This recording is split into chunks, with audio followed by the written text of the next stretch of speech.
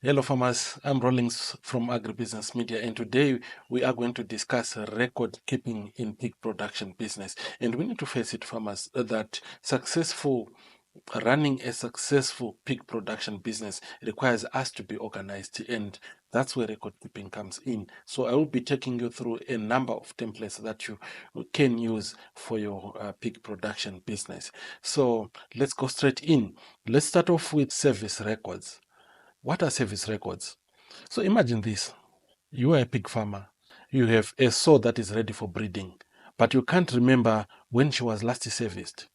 What boar did you use? How many times is she farrowed? Or how many times is she given birth? So without service records, these questions become a guessing game, making breeding decisions very, very difficult and actually a gamble. Service records provide a clear picture of your breeding program. They track vital information that is, as you can see from the picture, that is the wind date, which is when were the piglets weaned from the sow. We look at the service date, which is the date the sow was bred, the sow ID, that is a unique identifier for each sow, then the boar used for breeding the sow, then the parity, which is the number of times the sow is farrowed. You also need to capture the chat retain, which is did the sow become pregnant after breeding. Then there is medication that you use. For example, you use LitterGuard 100, LitterGuard 80. You also need to capture dates for administering these medications. We also record the date due to farrow. So this is the estimated date for the sow to give birth, calculated from the date of mating. Then there's a section of notes where you can add any observations about the breeding or even about the source health. What are the benefits of keeping service records? So by maintaining these records, you can make improved breeding decisions. To say, you look at the history, because you will then have the information to say the breeding history, how has the sow been performing, which helps you to make good decisions there. Another advantage is accurate farrowing predictions. We see so many farmers face this challenge. Sometimes the sow is ready to give birth, but the farmers themselves are not ready. So you can then have accurate farrowing predictions. Then you can also monitor reproductive performance of the sow and make necessary decisions. Then culling decisions can also be made based on this record, to say you can evaluate the source productivity. Is it improving? Is it decreasing? Then make decisions on whether to keep or to replace that sow. There's a danger in neglecting sow record or service records. Why I say so? Because without these records, things can get messy. Imagine forgetting which boy you used for a particular sow. Imagine forgetting when your sow is ready for paturation. So this is very, very essential. You need to make sure that you do have this record. You can also miss farrowing dates if you do not use this record. And also it's difficult to identify reproductive issues without a written document. Then when it comes to culling, you can also end up culling the best producing sow because you do not have proper records. The next record that we are discussing is the daily treatment record. What is this record? It is a record that tracks all the medications that you administer to your farm animals or to your pigs on a daily basis. And maintaining an accurate record of this really helps you to monitor the herd health. And let's break down the record. You do have a date there, which is the date the treatment was administered. You have the opening stock, which is the number of medication units available at the beginning of the day. And you have addition, which is the number of medication coming in to the stock or that you have added to the stock. You have subtract, which is the number of medication that or the units that have been used for treatment. Then closing stock is the difference between and then added to opening stock. So you then have the number of medication units remaining at the end of the day. So we have also added there the pen number, which helps you to identify the number of the pen where treated pigs are housed. Then the pig treated, which is the number of pigs treated in that specific pen. Then we encourage you to use ear tags so that it's easier to identify which pig was treated and its performance. Then the name of the disease or condition that was treated. So you also need to capture the name of the drawee, which is the name of the person who medication. Then the drawee signature, the signature of the person who dispensed the medication, confirming the details. Then there's an option where you can add a witness signature depending on your scale of operations. Then some prefer to add that as well. Why is it important? Keeping daily treatment records has several advantages. Number one is accurate dosing, where you ensure that your pigs are receiving the correct medicine dosage based on their weight and also severity of their condition. Then number two is to do with inventory management. This record helps you to track inventory and medication usage, thus preventing shortages. Then you also have treatment history. It provides a record on all the treatments administered to the specific to a specific pig or pen, then aiding for future diagnosis and also decisions. Then the document also helps in putting in place biosecurity measures and also checking the effectiveness of your biosecurity measures. The next record is farrowing record. What is a farrowing record? These records capture critical information about the birthing process for each sow, and they provide a detailed picture of the sow's productive or reproductive performance and the piglet's health. So let's look at the sections. So there's the sow ID, there's the sire, which is the boar that fathered the piglets. There's the parity, which is the number of times this sow is farrowed. You also look at the date of birth for the piglets, the number of born alive, right? Then you have stillbirth, which is the number of piglets born dead. You have mummy, which is the number of mummified piglets, the fetuses that died in the womb. Then you have the average birth weight. So you need to record that as well at birth. Then there's a wean date, which is the date the piglets were weaned from the sow. You also record the number weaned. That is the number of piglets successfully weaned from the sow. Then the average weaning weight. Then you also record the last farrowing date, which is the date of the sow's previous farrowing. Then the number of born alive, that is the number of piglets born alive in the previous farrowing, not the current one. Then the farrowing interval, you also record that, which is the number of days between this farrowing and the last one. Then wean to save days, these are the number of days between weaning the piglets and breeding the sow again. We also record the treatments, which is any medications or treatments administered to the sow or piglets during farrowing. Why is this record important? Number one, it helps you to monitor the sow performance. It helps you track the sow's litter size, the farrowing intervals, the weaning success, and help you as a farmer to identify potential fertility issues. Then you can also assess the piglet health to say, you document the number of stillborn, the number of mummies, thus providing insights into potential birthing concerns or problems of the sow. Then there's growth tracking. It allows you to monitor the piglet growth by recording their average birth weights as well as their weaning weight. Then another advantage is breeding management. So this record also helps you to optimize or to determine optimal times for rebreeding the sows based on their farrowing intervals as well as their weaning dates. So this is another important document. The next one is a litter record card.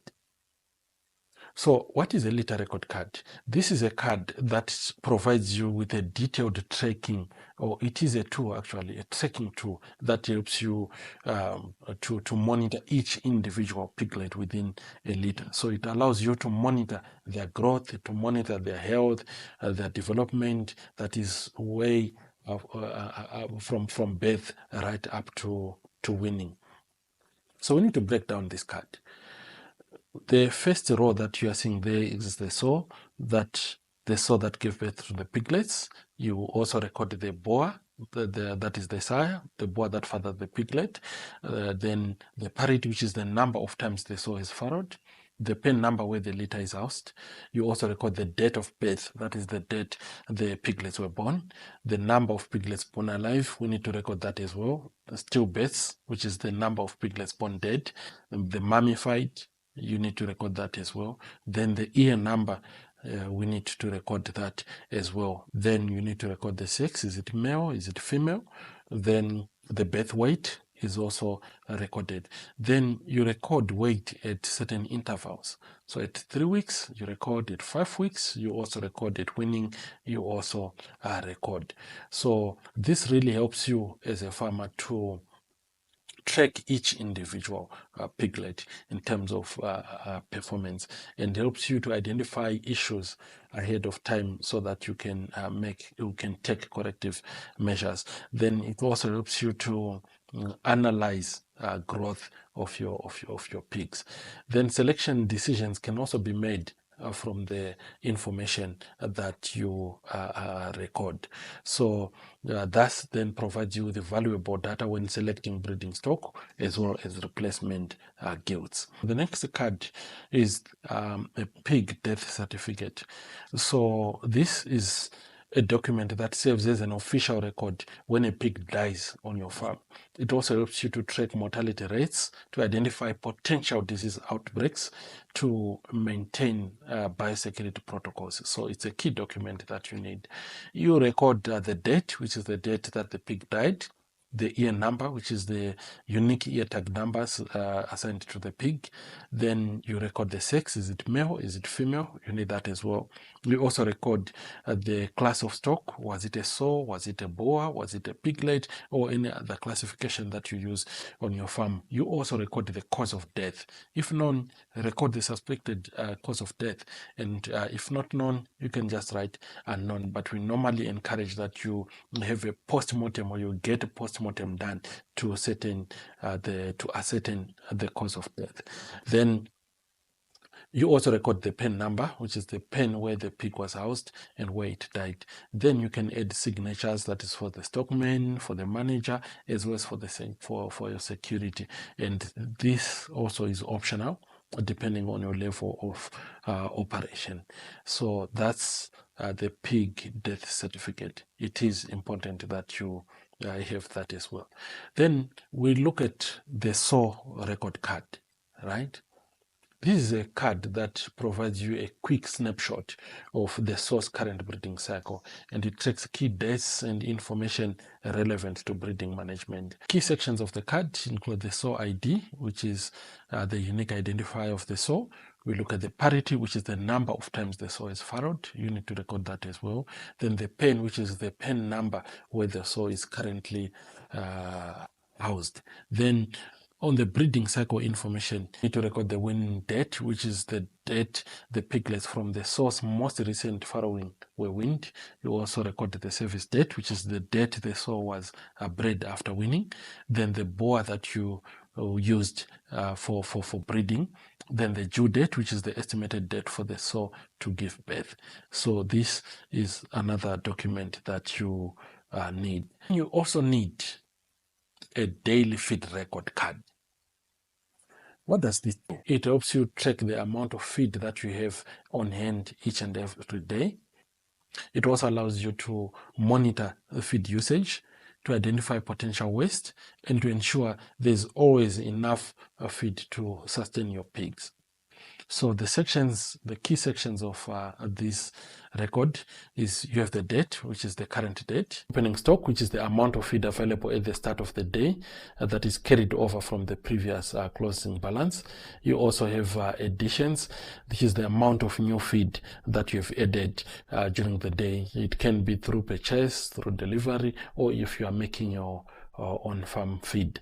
Then subtractions, this is the amount of feed used to feed the pigs throughout the day. You need to know that.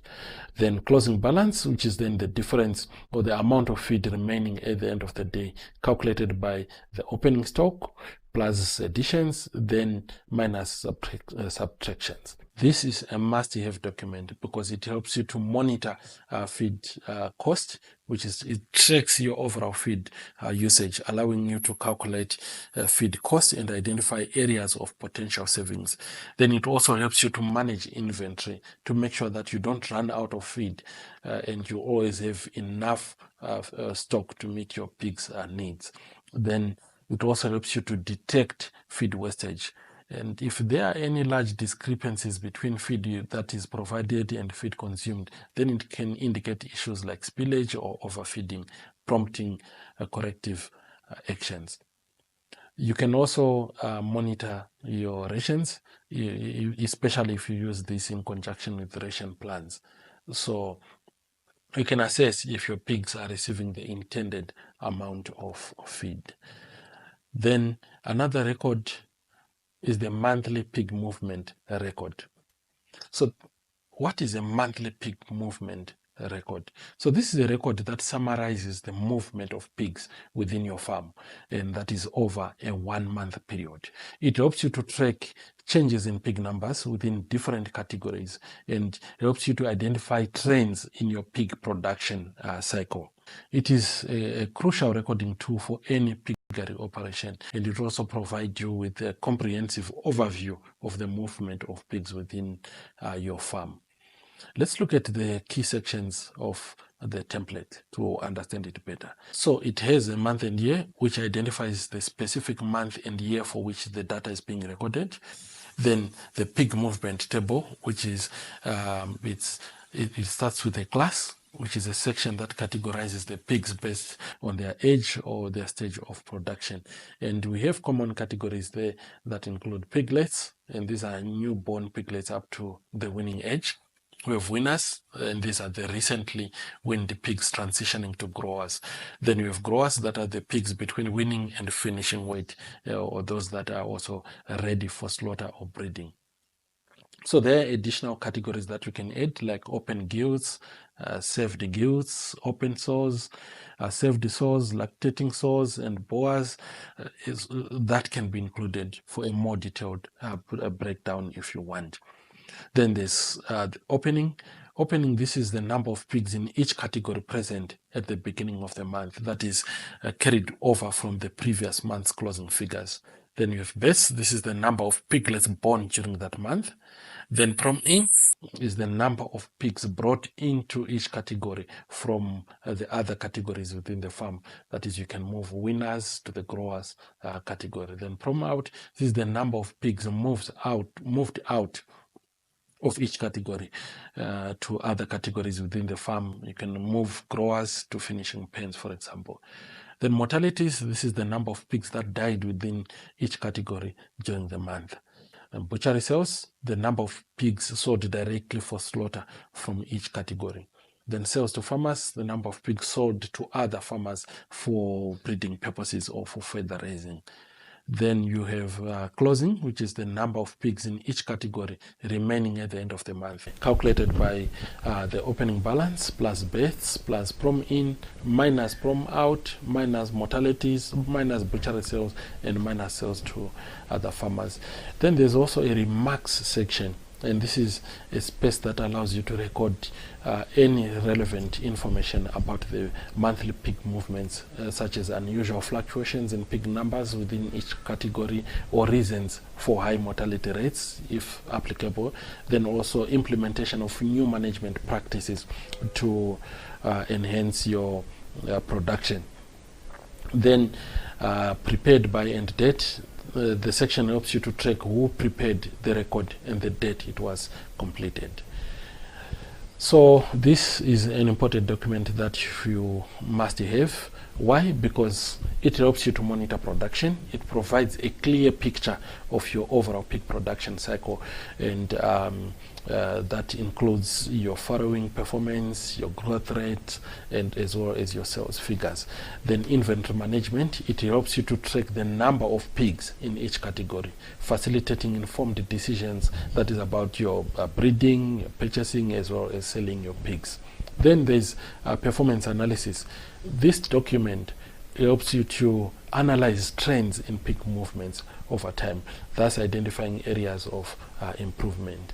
Then you can use that information to reduce mortality rates or increase winning weights. Then there is another advantage of decision making. Your decision making process is improved. Why? Because you will have insights into pig movements that will then help you to make better decisions about breeding strategies, feeding practices, as well as resource allocations. Lastly, the pig dispatch record. What is this record? This record serves as an official document for pigs that are leaving your farm. It captures details about the pigs being dispatched along with the recipient's information. Let's break down the sections or the key sections of this record. First, you need the farmer's name, which is the name of the person or farm receiving the pigs. The receipt number, which is the unique number assigned to this specific dispatch event. It's optional, but can be helpful for record keeping. Then the pig dispatch information, that is the date the pigs are dispatched from your farm. The pen number, the pen where the pigs were housed before dispatch. The ear number, which is the unique ear number assigned to each pig being dispatched. The gilt or boa, which indicates whether the pig is female, gilt, or a male, which is a boa. Then the live mass, the weight of each pig at the time of dispatch. Then there's an option there to add your additional information relevant to the dispatch, such as health status or special handling instructions. Why is the pig dispatch record important? This helps you in maintaining sales records. It provides you with a documented record of your pig sales that includes the details about the pigs and the buyer. Number two is inventory management. It helps you to track the number of pigs that are leaving your farm, thus ensuring your inventory records are accurate. Then it also helps you to track animals. In some cases, records might be required for traceability purposes, especially for breeding stock. This document can serve as evidence in case of any disagreements regarding the pig's condition or weight upon dispatch. So this is one of the documents that you must have at your farm. So that concludes our exploration of the essential pig production templates, from sow breeding cycles to pig movements and dispatch. So these records will empower you as a pig farmer to make informed decisions for a thriving piggery. Remember, efficient record keeping doesn't stop here. In our next video, we will tackle the world of financial and business records in piggery, equipping you to manage the financial health of your piggery alongside its production. Thanks for watching. If you have any question or comment, please do use the comment section below. And please don't forget to like and to subscribe.